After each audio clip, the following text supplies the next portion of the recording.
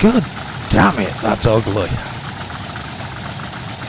From the point of view of just looking at it, that's terrible. I love it. Yeah, well, testing something new again today. Not sure how properly pronounce something like briquet. Well, it's going to be pronounced that way for the rest of this video anyway. The briquet 763, and just checking, as I'm sure there is an interior in here, but never mind, we can have a look for that later. I want to fly first. Seating position. Okay, do we have flaps? And yes, we do. Really quite loud flaps, it seems.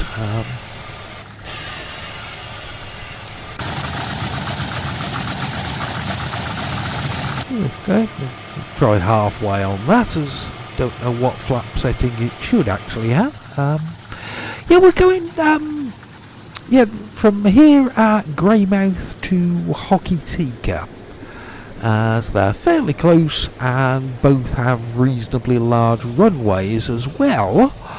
But even though this isn't a small aircraft, it's kind of giving me the impression that it might not need a huge distance to land and take off from.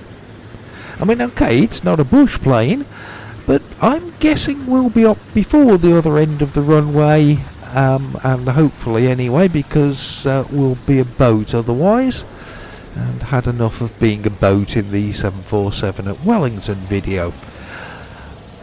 Yeah, finding out here that the steering on this is a bit weird. If you've got any kind of speed at all, it just doesn't want to turn. You seem to need to be going very slow to be able to go round a corner. But even at those low speeds, it's kind of got the turning ability of an aircraft carrier, a large container ship, or a building. Yeah, I think we're just going to have to pretend that this isn't happening, and it's perfectly normal procedure to be well off the runway onto the grass when turning round here. Yeah, and I'll tell you what else we might do. That weather looks rubbish for low cloud. I might manually reset that, as we are testing the plane and not my instrument flying skills. It'd be good to see where we're going. Okay, so just bear with me a sec. There we go, that's better.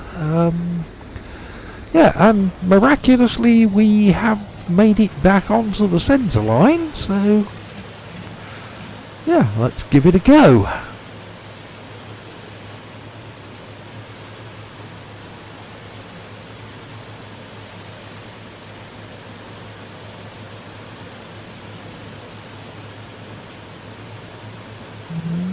Yeah, that got airborne nice and easy.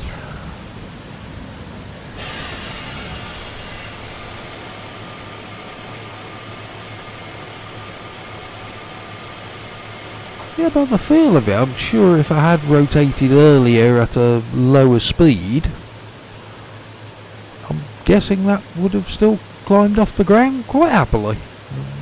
Yeah, just had that kind of feel to it. Be going okay so far. Yeah, 4 engines, and is that 3 engine gauges for 4? Don't know, probably correct. Yeah, I believe this is an X-Plane model from quite a few years ago, and this current version is someone just bringing the old plane up to date so that it works in X-Plane 12. So therefore I'm not going to complain too much about the cockpit or textures or anything like that. Yes, some of the gauges are a bit blurry, some of it doesn't look as nice as top-notch X-Plane 12 things, but you know, it's functional, seems to work. That's very slow and sluggish response to the controls, which is just what I'd expect from something like this, the size of it.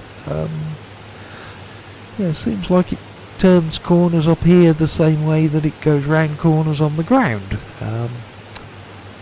But up here, that's actually quite a nice thing. It kind of feels correct so that it should be doing that.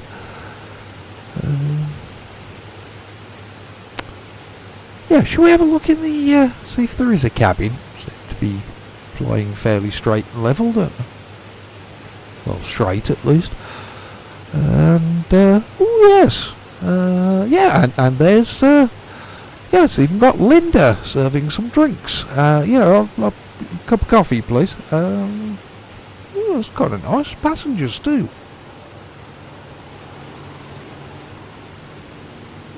Lovely. I think there is a downstairs cabin as well, isn't there? I believe this might be a two-tier thing. Go down and that's a little bit too far. We're in the wheel well. Although we are drifting off to the left by the look of things. There you go. We can just cue that while we're down here. That's good. Right, let's... no, and yeah, there are stairs over there, up there. Wrong way. Come on. Sort yourself out, Daz. Press the right button. No, for God's sake. Yes, there's another cabin down here as well. A little smaller one. Yeah, it's kind of cool, actually. And they're both, freeware and payware. There's a number of aircraft around that do have an interior and a cabin and things like that.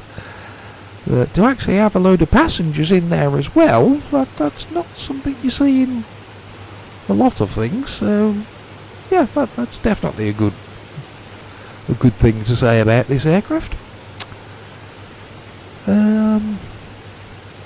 Right then, I suppose we best start thinking about landing because we're not too far away now. And as I know what to look for, I can actually see it.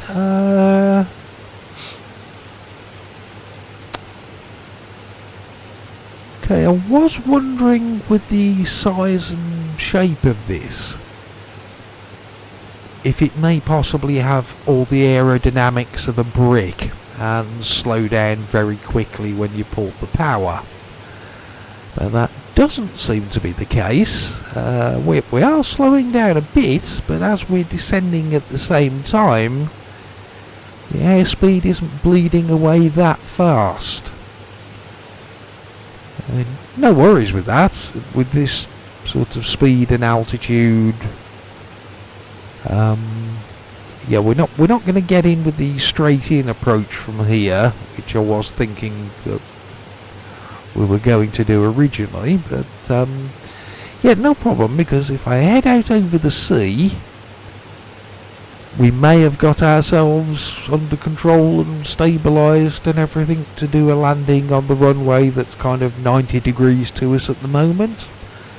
And if we haven't, doesn't matter, we can just fly a little bit further, circle over the town and come back in from that direction.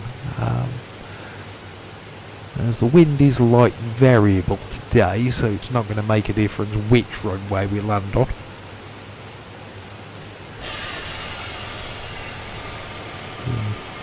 Try a bit of flap, see if the added drag does much.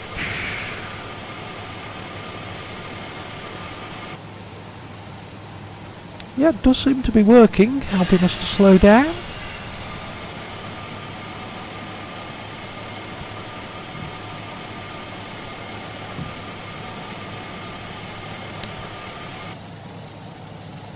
Yeah, so I'm thinking...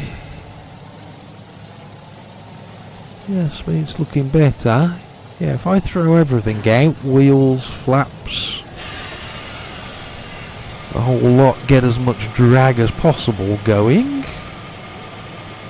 That approach from over the sea onto that runway, that's looking very doable, I think.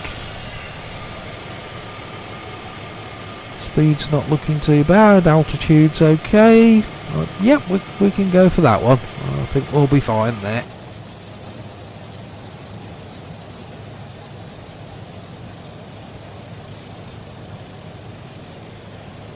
And hopefully should be a nice uneventful landing. The short flight, the handling characteristics, it's giving me the kind of feeling that there's not going to be any nasty surprises here. This will be just a fairly docile thing to fly and should land quite easily.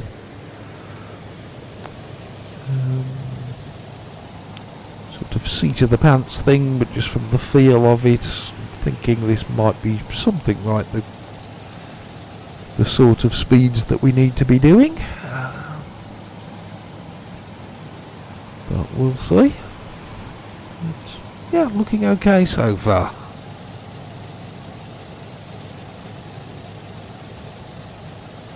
Okay then, what can we do?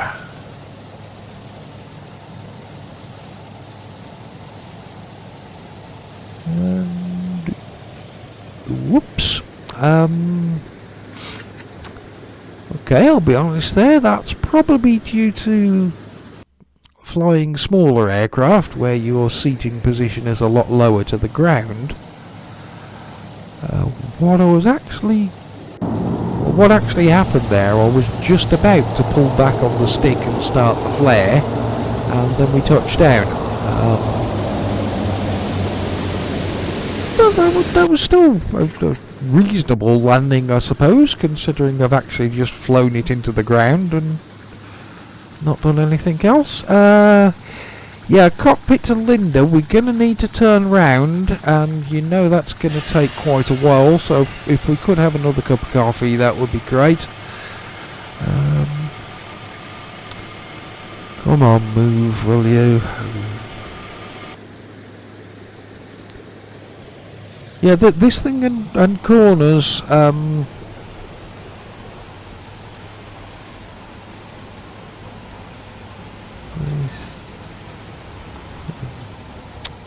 currently on full left brake and full left rudder.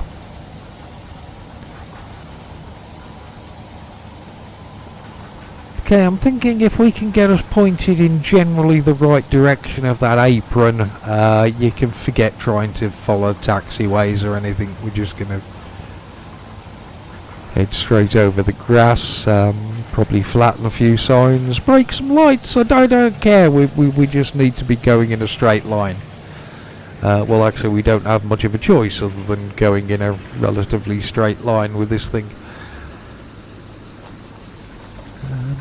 Which is a bit of a shame, really.